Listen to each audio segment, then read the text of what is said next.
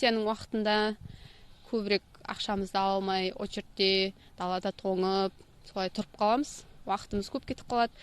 Соған байланысты осы банкоматтарды көбейту керек әр жерге, тек қана мына банктың жанында емес, адамға бір қол жетімді, кез келген жерден ақшасын ала алатын сондай бір жағдай жасаса. Аудан орталығында енді 15 банкомат бар, соның 12-сі халық банкіне тиесілі, 3-еуі Қазпоштаға.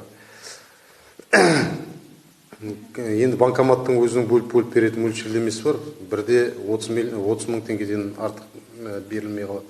Сол кезде енді жаңағыдай кезек көйіп кететін жағдайлар бар, бірақ бүгінгі таңда Форте банк және Каспий банкқа ұсыныс жасап отырмыз. Банкомат, я болмаса Каспий банктың бөлімшесін ашуға халықтың сұранысы бар. Каспий банк өте ыңғайлы банк, бізге Каспий банктың бөлімшесін ашуға деп. Олардың енді бас офисіне хат жолдағанмын мен. Бүгінгі таңда енді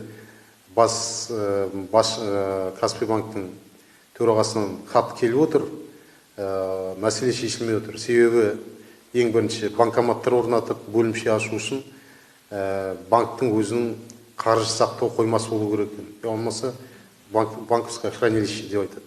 Ол хранилище салу үшін 100 миллионның төңірегінде жаңадан құрылыс салып, қаржы сақтайтын қойма керек екен. Соны бізге негізге алып, бүгінгі таңда хатымыз қанағаттандырылмай отыр. Бірақ бүгінгі таңда депутаттар бар, облыстық мәслихаттың депутаттары болып, Каспий банктың төрағасына, Форте банктың төрағасына тағы да хат жолдап отырмыз. Еуразиялық банк ниет білдіріп отыр, ауылдан қызмет көрсетуге. Алдағы уақытта бұл мәселелер шешіледі деп ойлаймын.